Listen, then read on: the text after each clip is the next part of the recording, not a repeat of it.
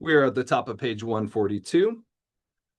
Since such a knowable object is impossible, it would be like the name of a son of a barren woman, that is to say, has no basis whatsoever. If the self were identical with the five aggregates, then it would have to be of an identical substance. And since the five aggregates have substantial existence, while the belief in an I is an imputed existence, that is to say, the five aggregates are things that arise in the senses, but the I is an imputed concept, a label. Their substances would be contradictory. So one is a sensory experience, one is a mental label. So therefore they couldn't have the same essence, right? They're totally different aspects of consciousness that they're pointing to. Their substances would be contradictory, like concrete and inconcrete, right? So one is a concept and one is an experience, and these are different. Again, to describe this in an easily understandable way, since the self cannot be observed as being some entity that is separate from the gathering of the five aggregates, and also cannot be seen as being identical with them, the existence of a self cannot be established. In the first instance, it is impossible for the self to have any existence separate from the aggregates, because an additional sixth aggregate would then have to exist, because ego clinging applies to nothing other than the aggregates. Moreover, as no concrete thing exists separate from the characteristics of the aggregates, and as an inconcrete thing cannot perform a function, the self cannot be established as existing separate from them. So this is a lot to say that when you look into your experience, you can find many different things. You can find the actual basis of you can find like the colors, you can find the shape, you can find the sense organ that contacts those colors, shapes, sounds, tastes, touch, etc. The consciousness behind each of those sense faculties interacts with something in the experience, and then that experience has a flavor of either pleasurable or painful, and then we have a grasping at that pleasurable or painful, and with that grasping arises a feeling sense of I. But that I, when investigated, does not exist. It's imputed onto that experience as an identification with the feeling about either I want this or I don't want this or I want to ignore it, right? So we just assume there's an I who's experiencing these things. But when you go looking for the I, you can't find it anywhere in your experience. You can find all the sensory experience. You can find thoughts, which are basically internal sounds, right? But you can't find a character or a pilot driving this vehicle, right? But does that mean you don't exist? No, it just means you don't exist in the way you think. We are aggregates means it's like a heap, right? We are a heap of things, a collection of things that we conventionally label I. And so as long as you know that's what I means, then it's fine. But if you think the I is a substantial concrete entity, then you have misapprehended this experience. So we're trying to reverse this misapprehension. This is the fundamental ignorance that the Buddha pointed to that he is correcting.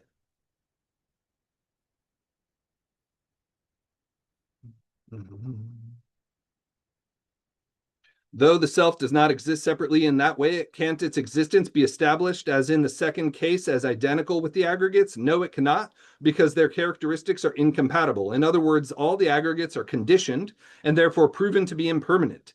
They come and go and they require circumstances, right? So this is Question, contradictory to a self which is held to be permanent.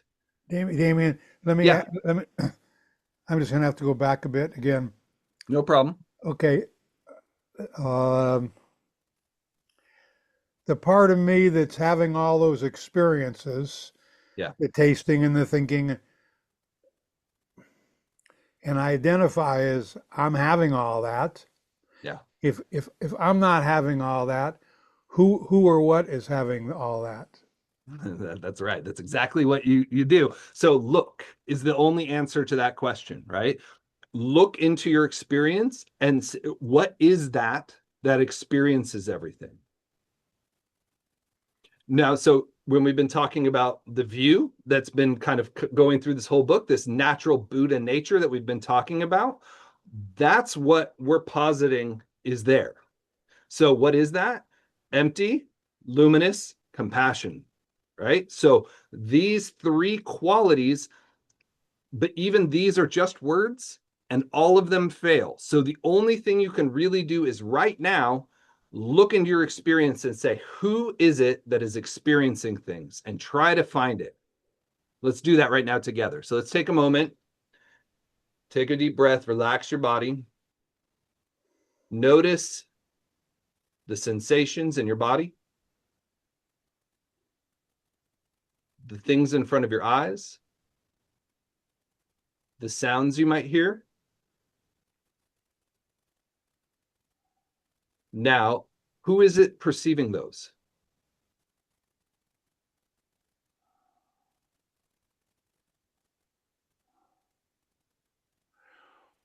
Now, hopefully, Why can't I say that it's me? I'm perceiving them because what is that? with some kind of thoughts. I got Yep. my I got my body. Mhm. Uh, I'm sure I don't have a good answer. That's right. We can't answer it, right? The not finding is the answer. That's what emptiness means, right? It's not that it's nothing, because there's obviously this stuff, like you said, there's thoughts, there's my body, but that my part, you got to check that out. What's the my? Who's the I that is claiming ownership over this experience? When you look for it, is there a gap?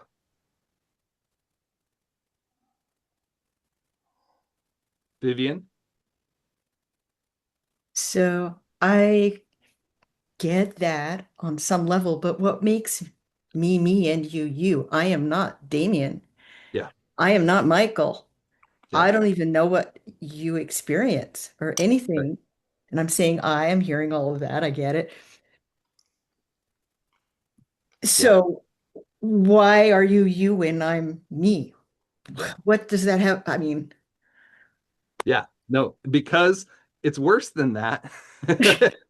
um, you know how Joe sometimes says you're the center of the mandala? mm, Like that, right? So, hologram, in every portion of the hologram, it contains the whole, yeah, like that. So the stream of perception that your awareness is perceiving, that is just an illusion, just a dream. But yeah. and I'm having a dream, but But then, as soon as it but breaks does that down, mean you don't exist? um, I don't exist in the way you think I do. I Well, exist as yeah, an no, I understand that. yeah, But when I die, yeah. will you disappear? It's hard to say. I think that it's more like in the nature of mind, all of this collapses. But temporarily, there's this multiplicity of Mhm. illusions, right? But in a moment of pure rigpa, is there a question about who am I? Who are you? Like Yeah. those things don't come up in the direct experience of Buddha nature, right? So those are all expressions of confusion. Conventionally, yes. And so this is why it's better when it comes to language to preserve relative and ultimate, right? We have relative experience and we have ultimate experience. Relatively, yes, I exist, you exist, we interact, we are trying to kind of be kind to each other, help each other out. But when we examine it, the whole thing falls apart. And Mm, even the question of me versus you doesn't make any sense because there's no mm, basis for that question. The question is part of the relative experience, right? Those are words mm, and concepts. All there is colors, shapes, sounds, textures, and the way that the colors, shapes, sounds, and textures arise is bound up with your karmic storehouse that we talked about, the alaya. And when the alaya is purified, you're reducing it from your karmic vision to more and more enlightened vision until it is resolved, right? So in that resolution, none of this makes any sense to talk about. Relatively, we talk about all these things, but it all falls apart. You right. fall So apart.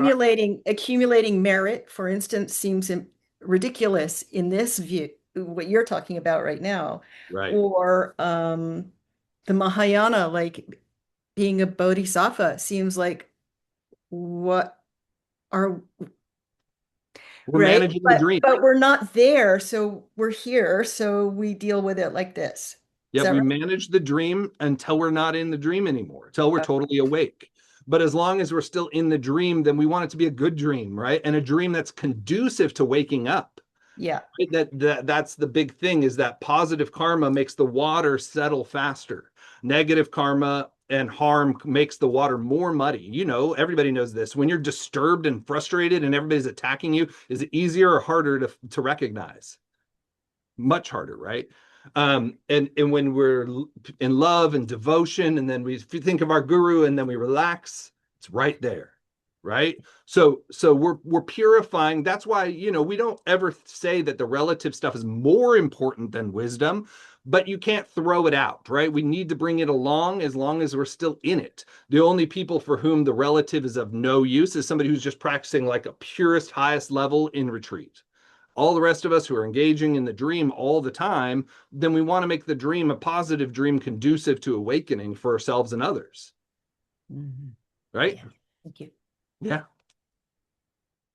Michael, did that help or make it worse? No, that helps. I see. I come back to as we move along in these little baby steps of Buddhism, and we rest. We find more moments of resting in nature, if that's the way to say it. Yeah. There's something about that for sure that is very liberating and freeing. I mean, that I recognize, and the longer I live and the more often that happens, I'm not as anxious about even the questions that I was asking. But as you crank it out over and over, you review all those pages and all those words you're reading and saying, then it all comes up again, and you've got to interject your faith or your trust or something in that letting go of those solid things. That's what I did. So thank you. Beautifully said. And that's right. So as we transform our aggregates and our alaya to being more, have more positive merit, right? We want our habits to be path conducive, because what if we die suddenly, and what if we do have to kind of continue on in the path, right? We want to be set up for that. We want to take birth as a human in a Dharma family with really positive heart and loving mind that instantly goes, where's the nearest Lama, right? Like, we want that to be in our subconscious, like it probably kind of was for this lifetime, right? There was some part of you that was like, go get this thing, whatever you'd kind of have an intuition about. We want to keep that conducive going until we reach full Buddhahood, because we never really know what could happen, right? Like a nuclear bomb could go off and this could just go blank, and then we'd all have to like figure stuff out again, right? That's always possible. So we always want to keep making sure our mind stream is on the path. Even though we are recognizing that mind stream is a relative phenomena that is made of parts and isn't ultimately substantial, it helps us, right? Like if we didn't see the Tongas and the altar and our lamas and our Sangha, then it would be much harder to practice. We wouldn't think to practice. We wouldn't think to recognize. Those things remind us. So that's what we're setting up. We're setting up a field where we recognize our nature more and more readily. And until then, we bring benefit to our apparent self and others. But great question. I'm glad we had a chance to explore that. Thank you. Thank you.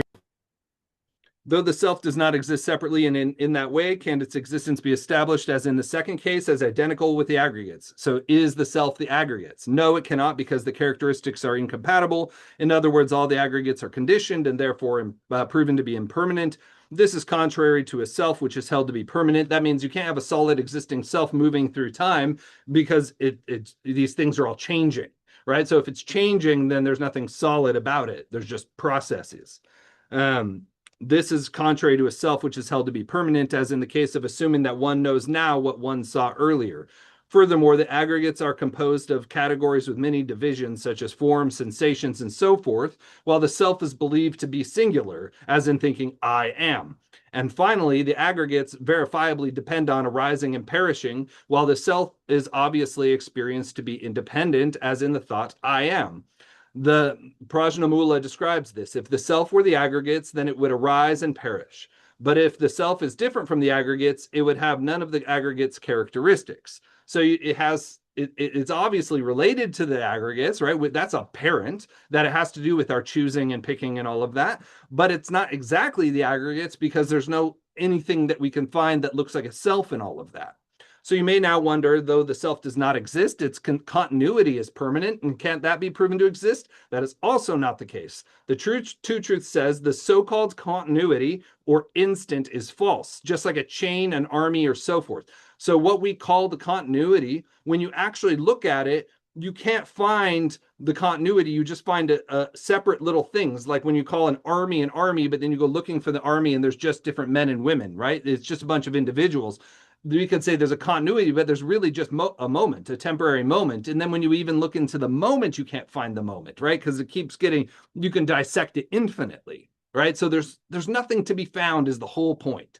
So we don't need to be too much more lost in all of this philosophical concepts, but recognize that everything just breaks down. When examined, you can't find things. And so the more you explore this in your life, just look and explore. Is that a thing? Is that solid? Am I solid? Are my thoughts solid? Is this feeling solid? Are my memories solid? And as you examine all that, you see that things are just fluctuating, parts, stories, labels, sensations.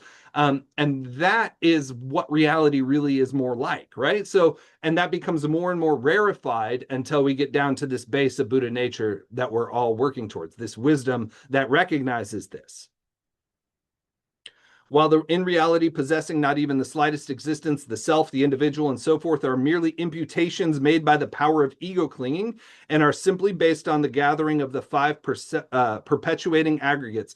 Fundamentally, this ego clinging, this sense of self is a contraction, right? It's literally a tension of grasping at this feeling of I, right? But the I is nothing more than a tension, right? It's a cramp or a knot, right? And that's what the higher tantras talk about the self as actually being a knot in your energy channels that changes the perception you have. You can notice this, right? When you have a strong sense of I, there's tension. When you have a less of a sense of I, there's less tension, there's relaxation, there's openness, right? So this is what it really comes down to.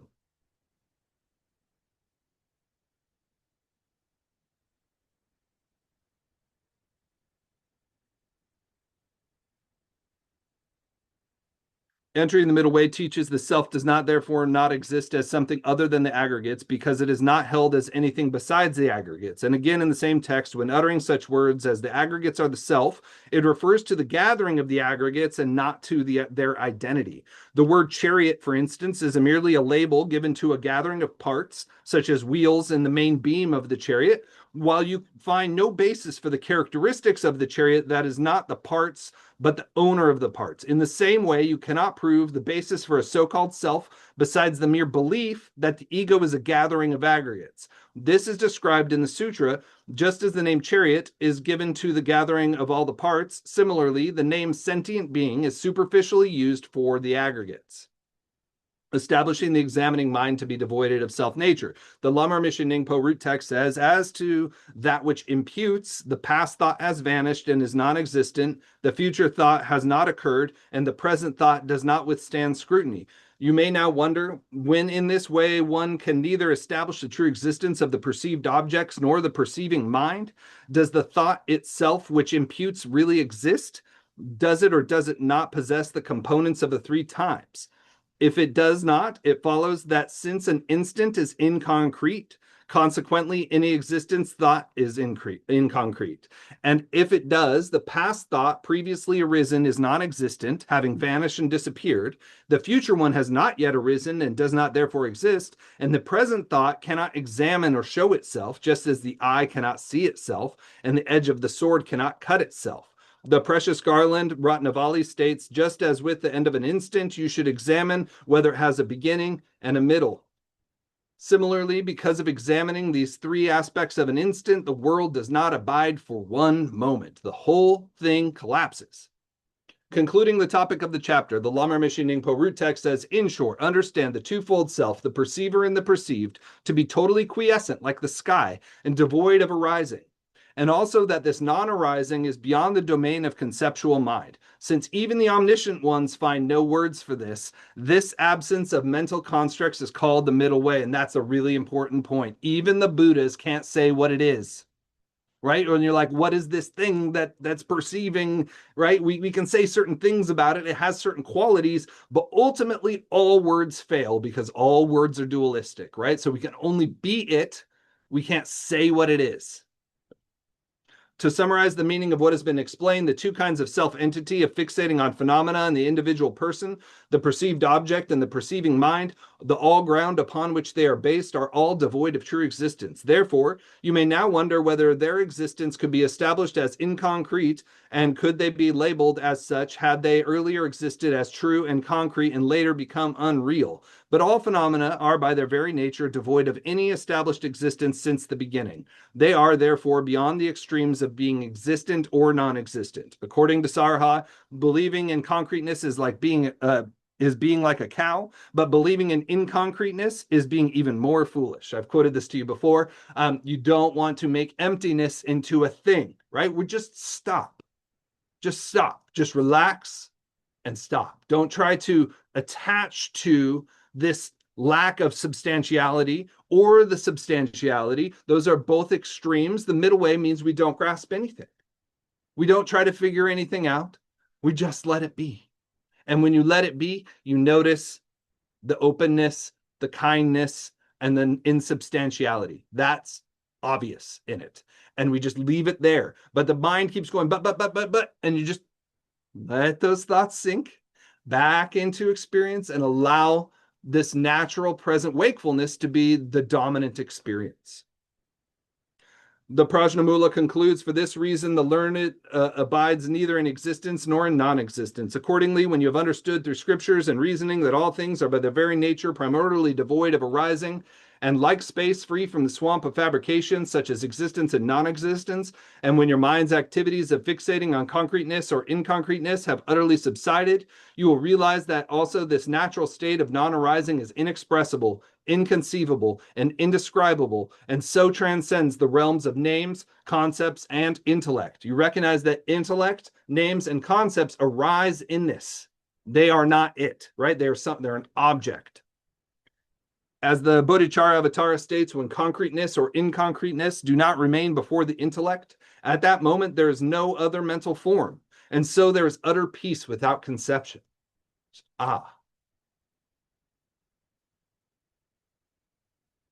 Nothing to solve. This natural state cannot be demonstrated through descriptions, and so even the moons of speech, the Buddhas, who directly perceive and see all the objects of knowledge, seem to lack the words to describe it when they explain this natural state directly.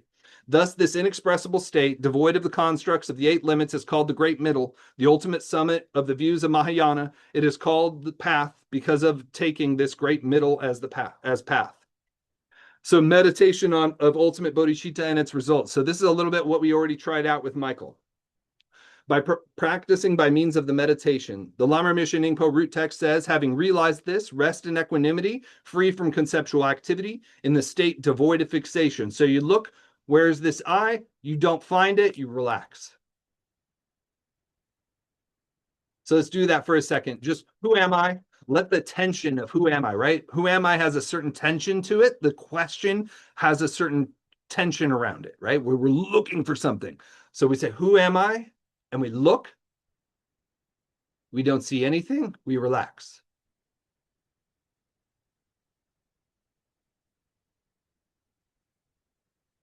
And we do that over and over and over again until our intellect comes on board fully and we have a realization about it.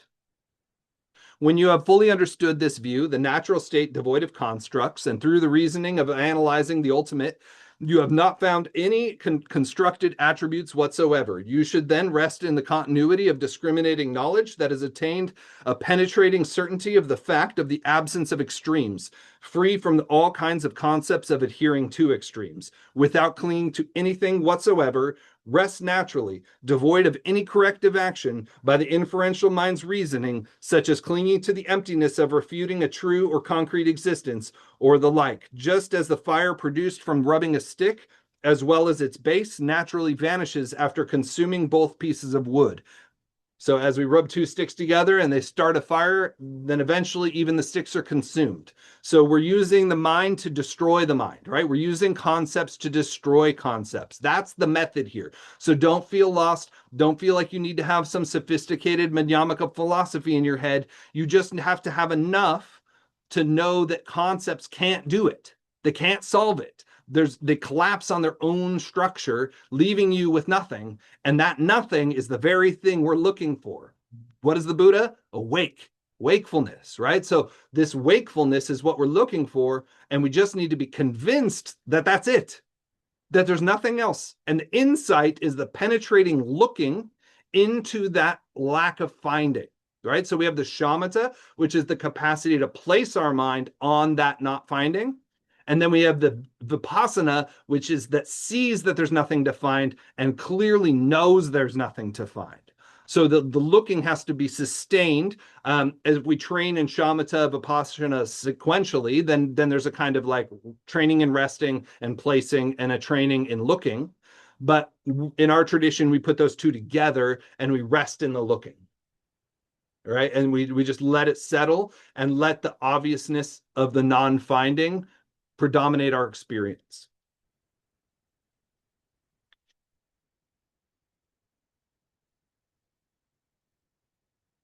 Rest naturally, devoid of any corrective action by the inferential mind's reasoning, such as clinging to emptiness or refuting a true or concrete existence or the like, just as a fire produced from rubbing the stick. So you see that it's saying that don't let your mind keep trying to mess with it, right? Like your conceptual mind will go, am I doing this right? Do I need to look harder? Should it be bright? Should the experience happen? Is it too soft? Like it's going to do all of that.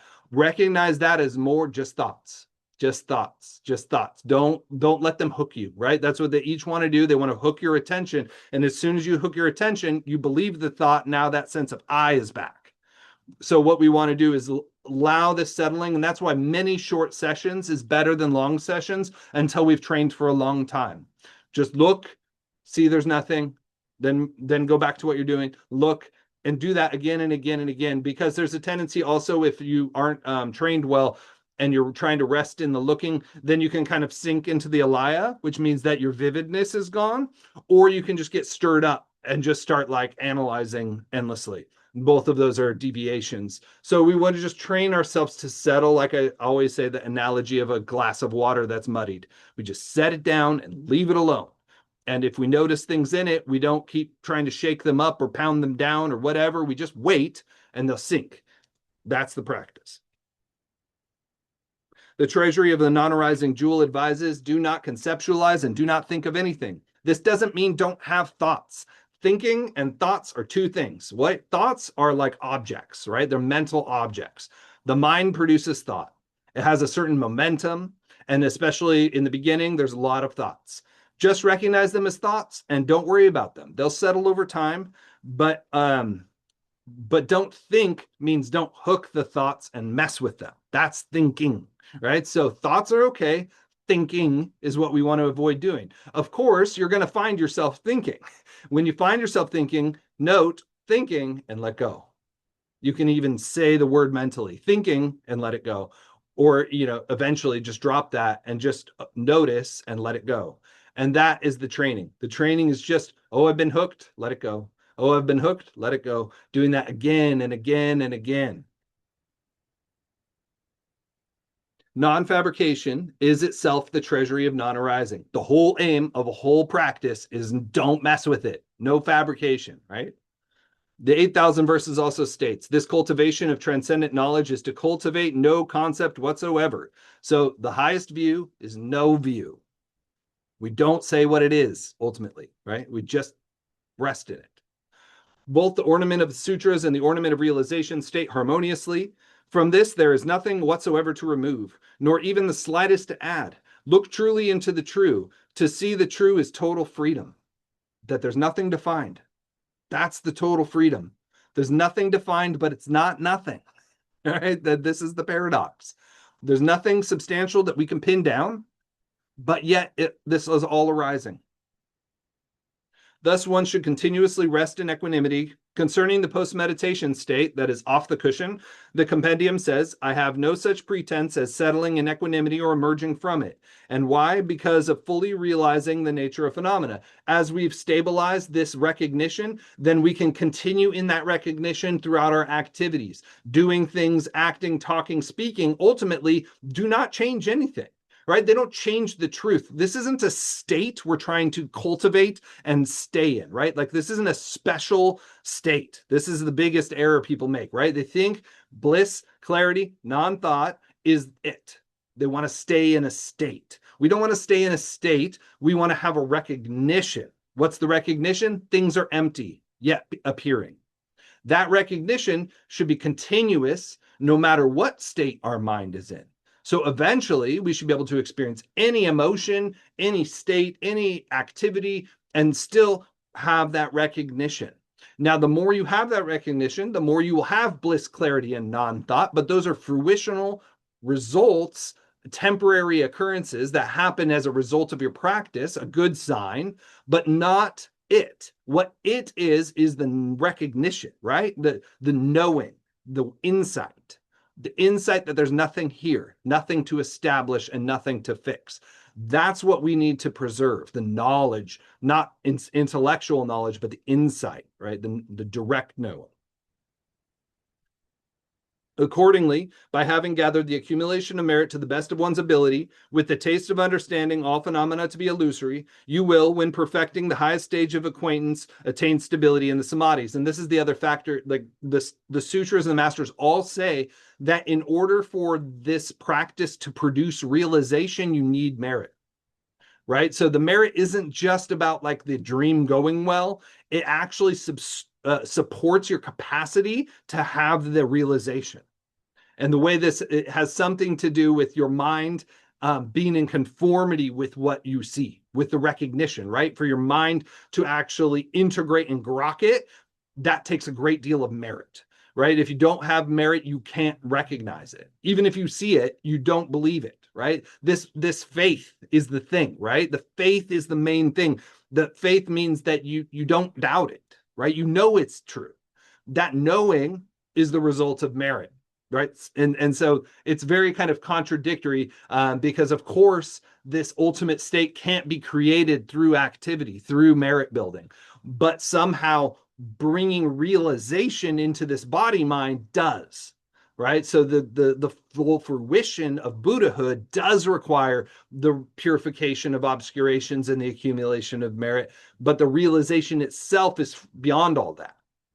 So bring it all together, right? So the Buddha, the word in Tibetan literally means fully accumulated, fully purified, right? So both things come together with that realization, and that's full enlightenment, full Buddhahood, right? Not just a temporary insight, which you can have and then continue being a dirtbag, right? Like plenty of people, you can use insight to be a monster, right? People who are monsters tend to have a lot of insight. They know how to manipulate people. They know how the mind works. They know how other people work, right? So insight alone isn't sufficient. We have to bring it all the way to the end, full of all the qualities. That the full compassion that doesn't grasp at any sense of self, that subtle sense of self persists even in the so-called insight, right? Like there can be a very subtle grasping, a very subtle sense of I can persist long into our practice. And that's why we never stop with the accumulation and the purification until full Buddhahood. Linking up by explaining the result, the Lamrim Yeshe Nyingpo root text says, thoughts then subside and the natural state of the essence is seen. Hereby you accomplish the virtues such as the eyes, super knowledges, and Dharani recall. The causal vehicle of the paramitas is to gradually attain the paths and bhumis. On the path of fruition, you should still regard the path of unified emptiness and compassion as the basis of the path. Having grown accustomed to meditation in this way, all of the turmoil of conceptual thinking calms down, and you are able to remain in your innate nature for as long as you desire. And thus your body and mind become pliable. In the manner of not seeing, you then clearly see and cognize the essence of perfect wakefulness. And so like the Lotus-born Rinpoche, he says, even if you have recognized this truth, never stop accumulating virtue. Even though you've recognized this truth, never stop serving your master. Even though you've recognized this truth, never stop purifying obscurations. Why does he say that? Because it's not complete unless we fully manifest the Mahayana qualities of benefiting sentient beings, right? So we have to have the expression, the full expression to fully dissolve this sense of I, right? Because the sense of I keeps wanting to come back in and will just hijack your so-called insight before you have fully manifested all the qualities of Buddhahood.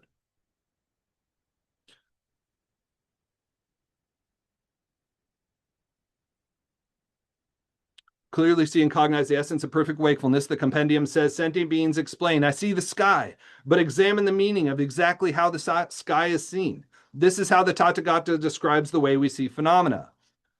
Of course, there is no sky to be found, right? That it's just a label for the space above us, right? There's nothing to be established as sky, right? In the same way, all things. By examining the meaning of exactly how the sky is seen, this is how the Tathagata describes the way we see phenomena. The short truth of the middle way says the extreme profound sutras state that not seeing is true seeing. Not finding is true finding, right? This path of unity of means and knowledge annihilates the two obscurations. Thus, you gradually accomplish all the temporary and ultimate qualities, including the 5 eyes, the 6 super knowledges, unforgetting recall, unimpeded courageous eloquence, the miraculous power of mastery over wind and mind, and the samadhi of the stream of Dharma. You get the cities, right? Successfully journeying through all the 5 paths and the 10 bhumis, you will attain all their qualities. In other words, the path of accumulation is to gather the accumulation of virtue, conducive to liberation, by endeavoring in the 2 accumulations, such as generosity, from the beginning of arousing bodhicitta up until the attaining of the wisdom of heat. So the full power of this practice is said to literally make the nectar on your altar boil. If you get to the right level, this wisdom of heat, that level. So I don't know about you, but I'm not there. So we have to keep going deeper and deeper and deeper into it. And that's where we traverse the bhumis, right? So even if we have some glimpse of it, it has to be fully integrated into every cell of our being. In other words, the path of accumulation is to gather the accumulation of virtue conducive to liberation by endeavoring in the 2 accumulations, such as generosity, from the beginning of arousing bodhicitta up until the attaining the wisdom of heat. Of the 3 levels of the path of accumulation, one chiefly cultivates the 4 applications of mindfulness on the lesser path of accumulation, the 4 right endeavors on the middling, and the 4 legs of miraculous action on the greater path of accumulation. Having fully completed the path of accumulation, you experience the 4 aspects of ascertainment, mundane wisdom resulting from meditation, which corresponds to the realization of the 4 truths. Thus, because this path joins you to the correct realization of the truths, it is called the path of joining. The 4 aspects of ascertainment are the following 4 stages: the heat, which is the omen for perceiving the truths, the summit of mundane samadhi, the acceptance of the profound Dharma, and the stage of supreme mundane attribute. The former 2 are endowed with the 5 ruling faculties, and the latter 2 with the 5 powers. Each of these 4 can be divided into greater, middling, and lesser stage, so that they can be renowned as the 12 aspects of ascertainment. These are all the qualities on the different bhumis. I'm not going to go into detail about them. You can read about it. It's very complicated, but essentially it's just the different stages of purification.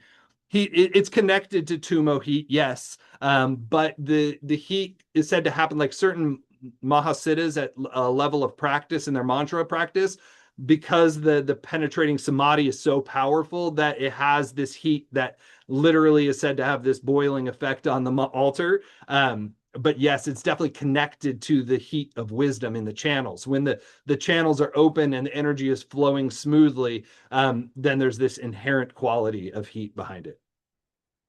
At the end of the stage of supreme mundane attributes, you experience the wisdom endowed with the nature of 16 moments, arriving at by dividing each of the 4 truths by cognition. Your perception gets down to the most subtle of moments, right? Arrived at by dividing each of the 4 truths by cognition, ensuing cognition, acceptance, and ensuing acceptance of the Dharma. Essentially, you see into the process of these aggregates and the process of becoming, as how the sense of self moment to moment arises.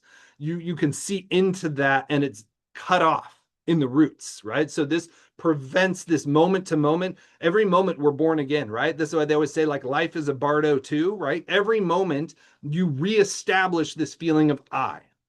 What we're trying to do is cut that off so it stops arising. But we do it again and again because it's a habit, right? Like the habit of, oh, it's me. Oh, it's me. And when we're in the bardo, we do, oh, it's me. This feeling keeps arising, this contraction, moment to moment is happening. So we need to bring our our mindfulness to such a subtle precision that it doesn't have a chance to arise. That we actually are able to see it before it happens. These very subtle movements of mind that create this whole identity that we're able to disrupt that process through our insight, right? That's what we're after.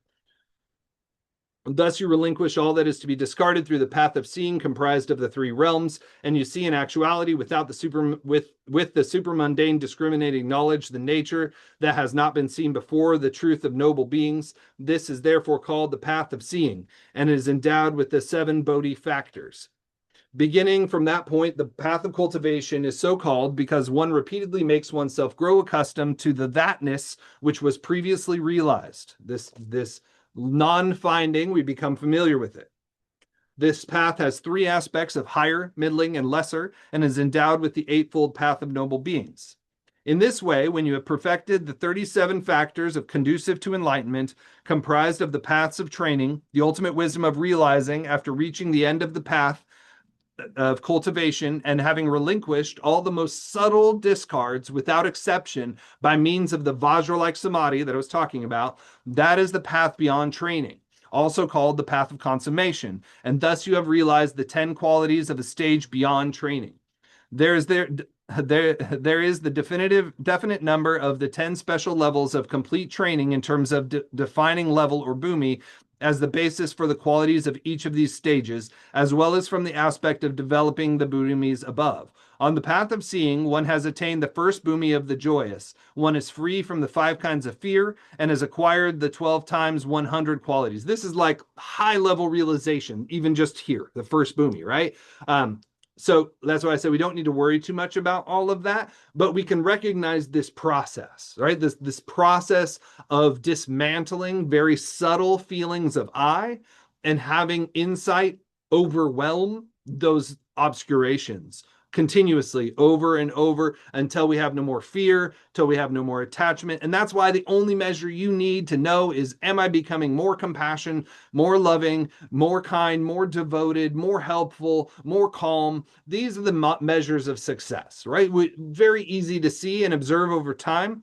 You shouldn't feel discouraged because these things take time, right? But if you look at yourself, a year ago, then you'll notice that change happens, right? If people tend to overestimate what they can accomplish in a month or two, but underestimate what they can accomplish in a year or two, right? So a lot happens when we're on this path for years, but it's hard to see moment to moment. It's really hard to even observe your progress, right? But if you think back 10 years ago, what kind of person were you?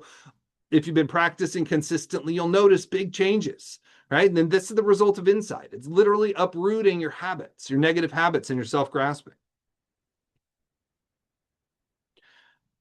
On the 3 parts of the path of cultivation, journeying from the 2nd to the 10th bhumi, the special qualities of abandonment and realization are increased to a higher and higher degree until they are multiplied 1,000 times 1 billion. On the 8th bhumi, you attain the 10 masteries. On the 9th, the 4 right discriminations. And on the 10th, you receive the empowerment of the great rays of light. Thus you abide in Buddhahood, the 11th bhumi of universal illumination. Each of these bhumis is explained in terms of the 9 special qualities as elucidated in the root text, ornament of the sutras, and elsewhere.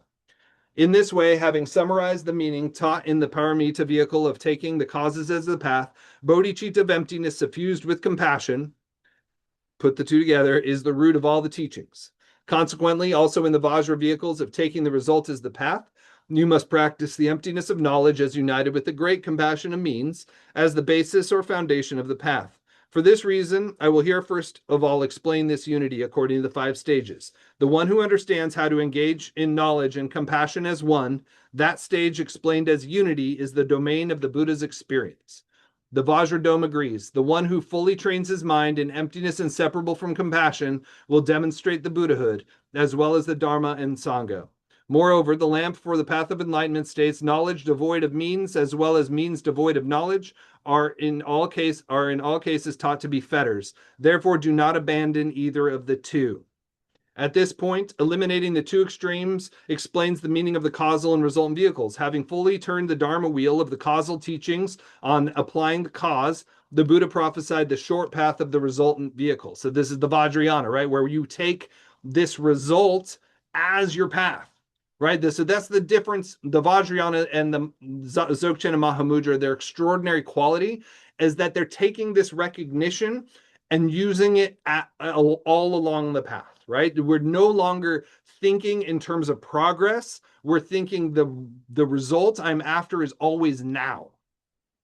And that's all we just keep ourselves there. Either I am the Yidam or I am Buddha nature. We're staying with the result, even though our it's not fully actualized, right? It's a partial version, but we do our best to practice this. And because it doesn't have an implied future tense, it's more effective, right? Because if you keep saying, I'm working towards Buddhahood off in the distance, then you keep yourself in attention and you're preserving more of that feeling of continuity in your mind stream.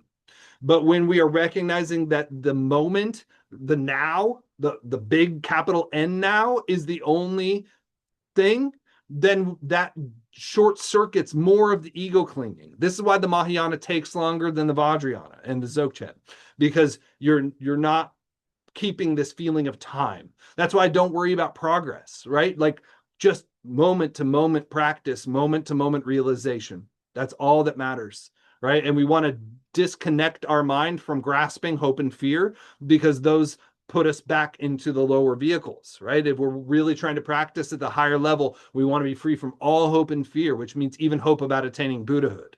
Of course, we keep the boat aimed in that direction, but that aiming is in the now, not in some future moment. In general, it is well known that the causal vehicles are so called because being led along by means of this. The Hinayana and Mahayana, we're trying to cause enlightenment through these activities. This relates to your question, Vivian. While the resultant vehicles are so called because of being led right here. Thus, these terms are defined in the following way. According to the view of the omniscient Longchenpa, the causal vehicles are so called because of accepting a sequence of cause and effect, asserting that Buddhahood is attained by increasing the qualities of the nature of Sugata essence, which is merely present as a seed, and through the circumstance of the two accumulations. So the position of the Mahayana and the Hinayana is that you have the seed of Buddhahood, but it needs to be cultivated, planted, fertilized, and developed. But in the resultant vehicles, it's more like you already are fully complete Buddhahood, obscured by veils. So we're trying to remove the obscuration, but the position orientation is different. That saying that Buddhahood is not incomplete. It's already complete. It's just obscured. I saw a question here. Yes. Yep, exactly. It's always now, and we want to keep ourselves now. Hope and fear are not helpful, really. Like we want to have a little enthusiasm about progress, but just a little, enough to just stay engaging now. But we don't really want to examine our progress, right? That's not really helpful.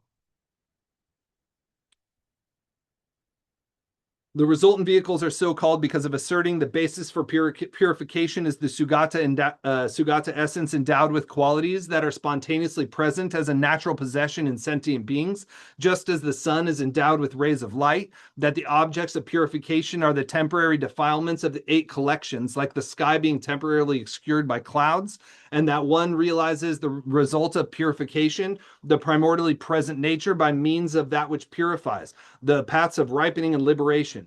So see the difference? One is like a cultivation, a building, a transforming, a becoming a bodhisattva and a Buddha. The other one is the Buddhahood is already here, but I have all this stuff that makes it hard to see, hard to practice, hard to be. And that stuff is all just clouds, just illusions, just moment to moment. This, as we've examined, it's nothing substantial. It's these aggregates. But as we familiarize ourselves with that essence that isn't obscured, then the clouds dissipate through the radiance of our contact with that nature without any effort on our half. It naturally burns away all of the things, all of the problems. But as I said, because we're caught up in the clouds so much of our life, then it's good to spend some time really building virtue and these sorts of things. But we want to do it from this point of view instead of the lower point of view, right? So it's the basis for the practice is what's different, not the ontological truth, right? Like the truth is the same ultimately, but it's how we're aimed at it. And so we're aimed at it with this feeling of goodness and completeness now. And that's like the profound gift of this tradition, is that we get to like not wait for anything. It's now, and it's always now, and it'll only ever be now. But to what degree do we get to stay in contact with that depends on our progress and our practice and all the skillful means that we can use. And of course, we use, ideally a practitioner becomes less and less dependent on skillful means over time because they're able to actually stay in this essence continuously. But you have to be very honest with yourself about what that means. Being in that recognition is not the same as just being mindful and aware, right? You can be mindful and aware and not be in recognition. Being in recognition, in my experience, is very hard to do while in activity, especially talking. Very hard, right? So that's why when we're not in recognition, then we need to be cultivating merit and purifying obscuration, but it's better to be in recognition. But you just have to be really honest about where you're at and how much you need, depending on your life circumstance, is a lot, like how busy you are. Then you can determine how much skillful means. For me, as somebody who's like incredibly busy with kids and jobs and all this stuff, it's better for me to just have lots of activities so that I don't feel like, oh, I should be just sitting in my room. Like I can't do that, right? Like I don't have that time to do that, but I can do a little sadhana and do a little smoke offering and pepper that throughout my day, which enhances my ability to be in recognition more frequently throughout the day. Opportunities to remember, a positive, warm heart, an ability to let go of negative things that happen more quickly, and more positive conditions. We did this Lung Ta weekend to actually literally make our life easier so that we have more opportunity for recognition, right? So all this stuff comes together as an incredible resource. And then between you and your teacher, you figure out how much of what you need, right? In order to really do well and cook with gas. Where was I? Of course, I lost my place. The two segments also asserts all sentient beings are Buddhas themselves. However, they are obscured by temporary stains. When these are cleared away, they are enlightened. The torch of the three ways describes the difference between the two. Though of identical purpose, it is undiluted. It has many means and minor hardships, and it is to be mastered by those of sharp faculties. Thus, the vehicle of mantra is especially eminent.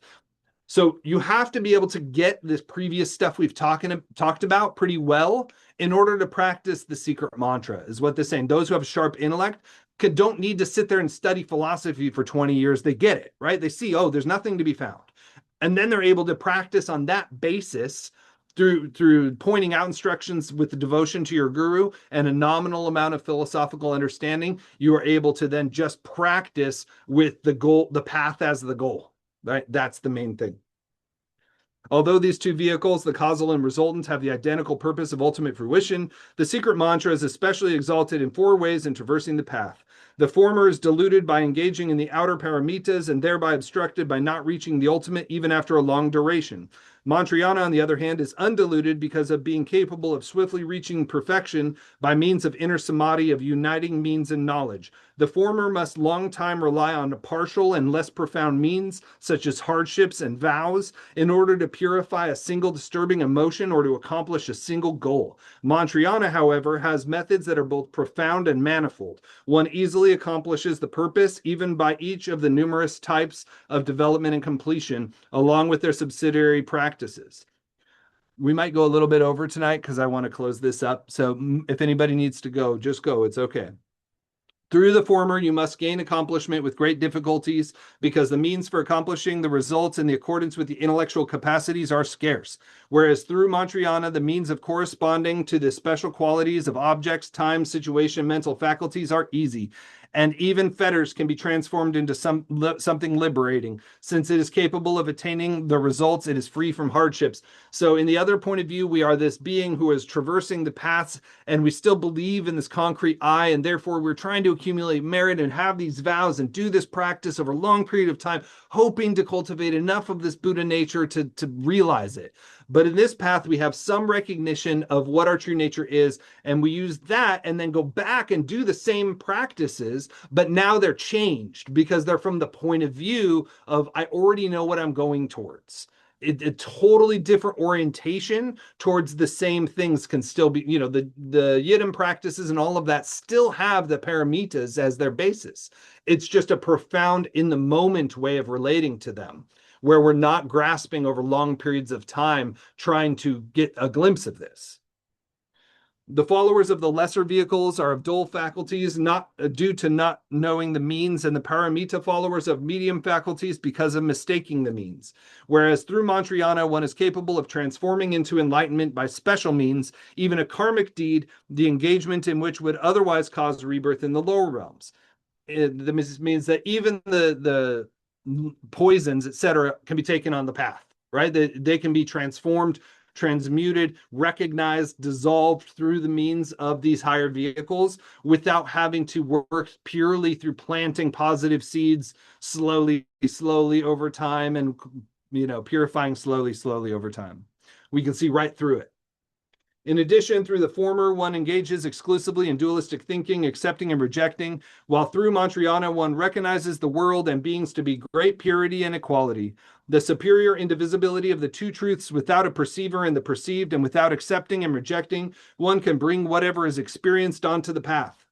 For this reason, it is exalted by being for those of sharper faculties. Moreover, many other ways of being exalted, such as the 6, 7, or 12 ways, are also explained.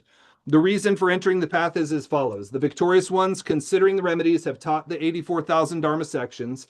They can be condensed into 12 aspects of excellent speech or into the 9 gradual vehicles. If they are again condensed, they can be included within the 3 or 4 collections and so forth. In this way, regardless of the number of teachings given, all are steps for the paths of entering into this unexcelled yoga. That is to say, even all the Shravakas and Pratyeka Buddhas who have reached the perfection must, due to the great rays of light and of the Buddhas, at some point emerge from their state of cessation and then enter the great vehicle. Also, those who have journeyed to the stage of great regent on the 10th bhumi through the Bodhisattva vehicle and the 3 outer tantras of the secret mantra still must, for their attainment of great enlightenment, relinquish from their very root not only the subtle conceptualization that ties one to samsara, but also the tendencies of the 3 experiences, also known as the habitual tendency of transference. The remedy for relinquishing these tendencies is exactly the self-cognizing wakefulness of the path, of the 4th empowerment, the unchanging great bliss of unity, which has not been taught anywhere else other than the unexcelled yoga. So this is probably the last session for volume 1. So for people watching this on YouTube, we will continue with volume 2, which will go into these things, but that will not be on YouTube. That will only be for people who are in Denver Dzogchen Sangha. If you're interested in joining the Sangha, then you can comment below or whatever, and we'll find a way to connect. Publicly, I will start doing a way of the Bodhisattva teaching that people can follow, and that will be open to the public. But the volume 2, when we get into all of this Tantrayana stuff in volume 2, that's not public material, so that'll be just in the Sangha. So a lot of what this is referring to here we'll explain in greater detail when we get into volume 2. So consequently, not only must you eventually enter the path of the unexcelled yoga, no matter which vehicle door you have entered, but also the meaning of each lower vehicle is included within the following one. That is to say, the power of the lower ones is subsumed by the higher ones. This vehicle of unexcelled yoga is therefore the most eminent, the pinnacle of all the teachings and of the gradual vehicles, according to the Guhyagarbha Tantra.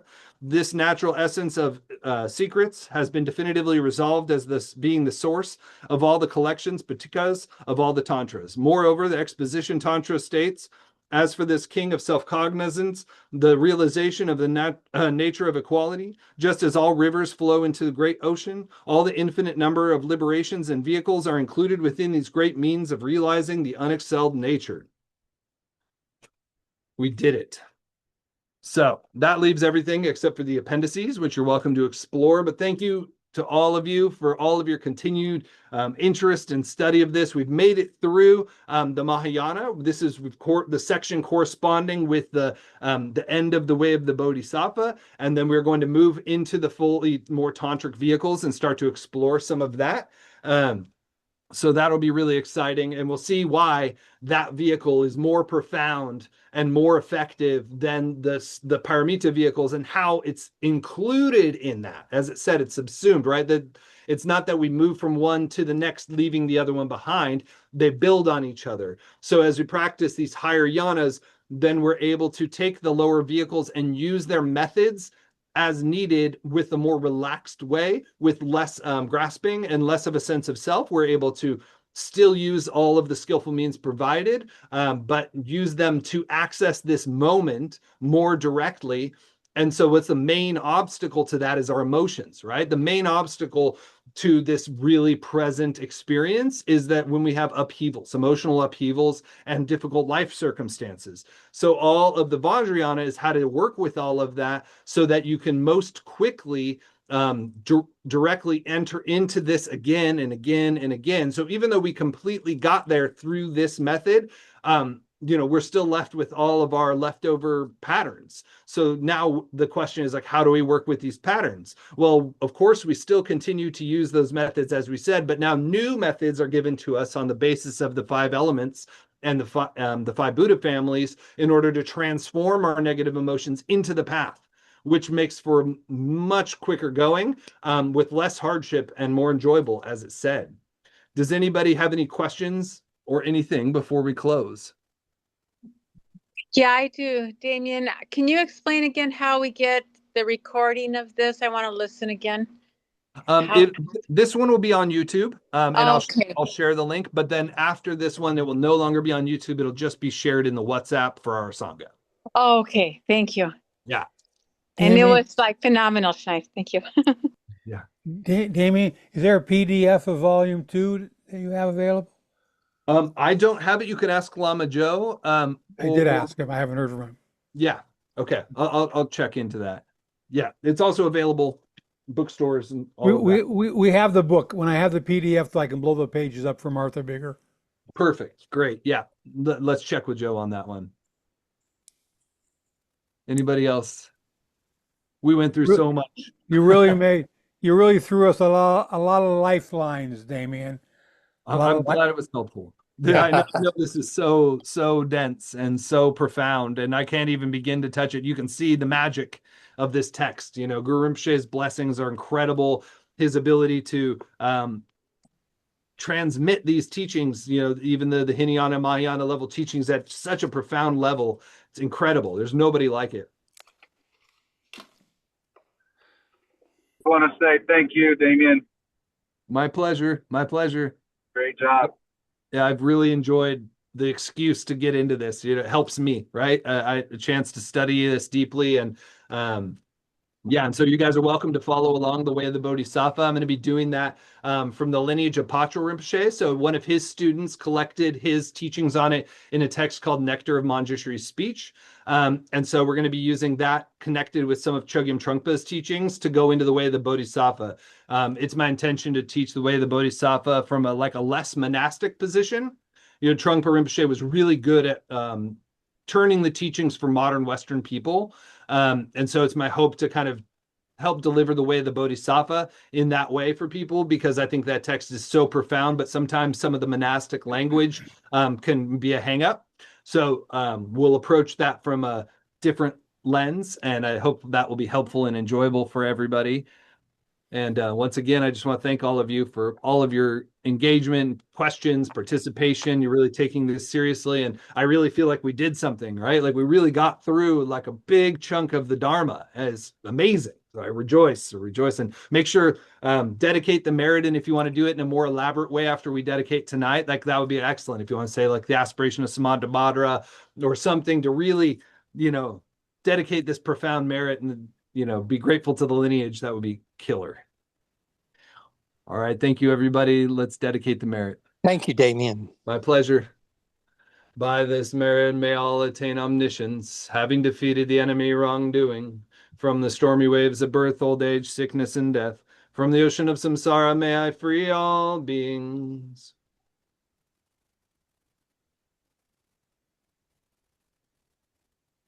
I bow to all you Buddhas. Thank you so much for being here. And we will start next week with volume 2. See you then. Thank you, Damien. Damien, we're all very grateful to you, Damien. Really. It's my pleasure. I'm grateful to you. It reached us all very deeply and very, very helpful and very wonderful. Thank you so much again. I have some good teachers that got over my nonsense enough for some of it to leak through. So I'm happy to hear that. Have a great night, everyone. Good Thank night. you. You too.